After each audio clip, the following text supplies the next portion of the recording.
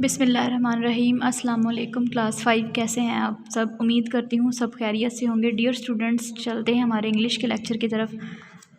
आज हम लोग जो है वो क्वेश्चन आंसर्स करेंगे इंशाल्लाह। कल हम लोगों ने जो लेसन किया था 10 का लाख, जिसके बारे में हम पढ़ रहे थे, इसमें से हम लोगों ने डिफरेंट जो मुश्किल वर्ड्स हैं उनके मीनिंग्स किए थे और आपने उम्मीद करती हूँ होमवर्क भी किया होगा।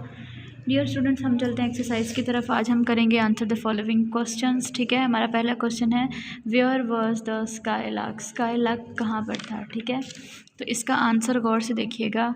मैंने जस्ट आंसर्स लिखे हैं, क्वेश्चन नहीं लिखे, साथ क्वेश्चन का नंबर दे दिया है कि किस क्वेश्चन का कौन सा आंसर है। ठीक है, तो आप लोगों ने ये क्वेश्चन आंसर जो है वो एच वर्क साथ साथ ज़रूर करने हैं।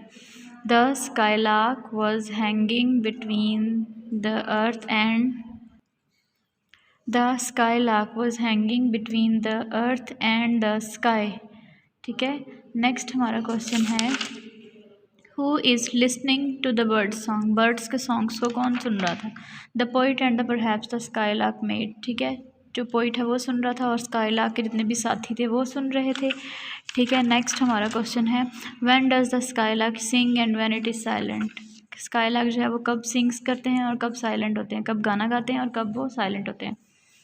The skylark sings when it is flying. वो जब फ्लाइंग यानी उड़ रहे होते हैं तब सिंग करते हैं। ठीक है, and when it is hanging between the earth and sky, जब वो आसमान और ज़मीन के दरमियान लटके हुए होते हैं तब सिंग करते हैं। ठीक है, और इसके अलावा जब वो साइलेंट कब होते हैं? जब वो नीचे की तरफ आ रहे होते हैं। ठीक है, तो हमारा नेक्स्ट क्वेश्चन है Which word and phrases in the poem tell us what time of the year it is। Which words and phrases in the poem tell us what time of year it is। ठीक है, list बनानी है कौन कौन से words जो phrases हैं उनसे हमें ज़ाहिर होता है कि साल का कौन सा टाइम चल रहा है। ठीक है, it is early summer time और स्प्रिंग, या तो ये स्प्रिंग है। ठीक है, ठीक है, या तो इसके अलावा ये जो है समर का टाइम चल रहा है। ठीक है, क्यों पता चला? Tender green corn, butterflies danced, sky was blue, one sunny moments. तो ये जितने भी फ्रेजेस हैं, tender green corn, butterflies dance, sky was blue, one sunny moments, इन चीज़ों से हमें पता चलता है कि साल का जो है कौन सा टाइम है, या तो अर्ली समर है या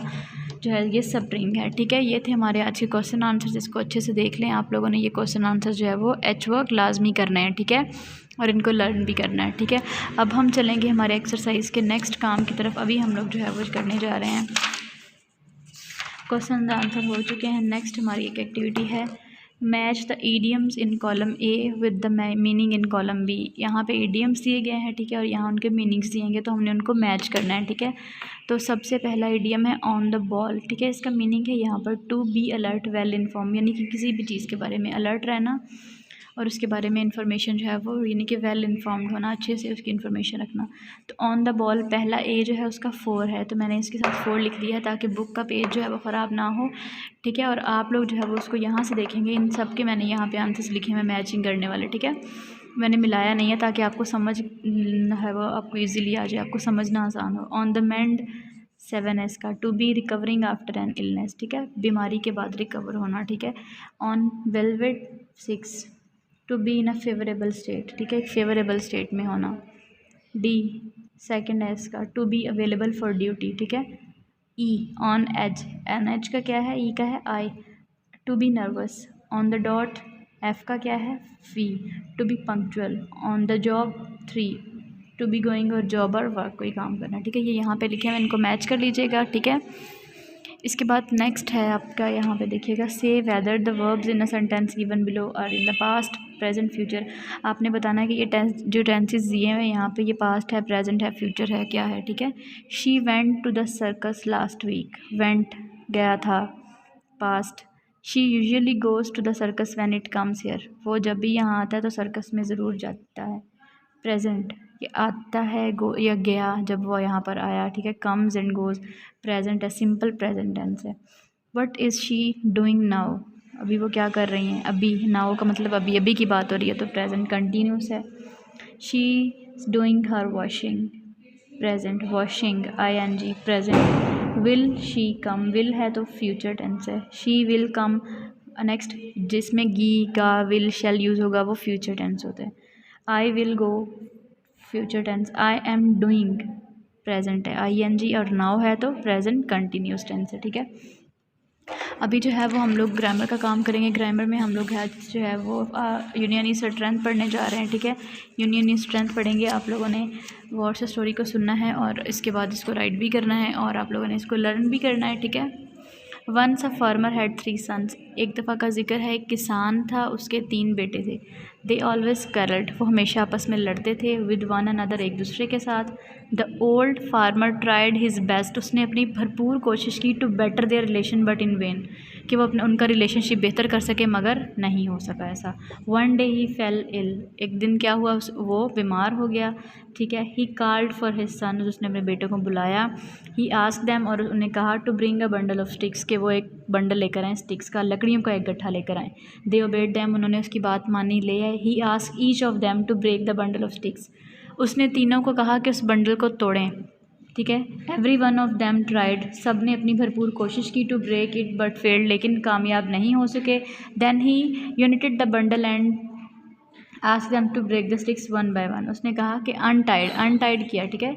उसने कहा कि इसको खोल दें बंडल को और इसको एक एक स्टिक करके तोड़ें, one by one. The broke them easily, उन्होंने आसानी के साथ तोड़ दिया। The old farmer called his sons nearer and said, उसने अपने बच्चों को नज़दीक बुलाया और उनसे कहा यूनियन इज स्ट्रेंथ, इत्तेफाक में बरकत है। These words had a great affect upon them, उन पर बहुत असर हुआ। After this they never quarrelled among themselves, वो कभी भी नहीं लड़े। And began to live in peace and happiness, वो सुकून और खुशी के साथ रहने लग गए। मॉरल क्या है, यूनियन इज स्ट्रेंथ, यानी कि इत्तेफाक में बरकत है। बच्चों, इस स्टोरी से हमें ये सबक मिलता है कि इत्तेफाक में बरकत है। फार्मर ने क्या किया, अपने बच्चों को लड़ता था तो उसने उनको बुलाया और उनको समझाया, लेकिन समझ नहीं आता था उन्हें। जब वो बीमार हुआ तो उसने कहा कि लकड़ी को एक गट्ठा लेकर आओ, ठीक है। वो ले आए। फिर उसने कहा कि आप जो है वो उस गट्ठे को तोड़ के दिखाओ। सब बच्चों ने ट्राई किया लेकिन ऐसा नहीं हो सका, ठीक है।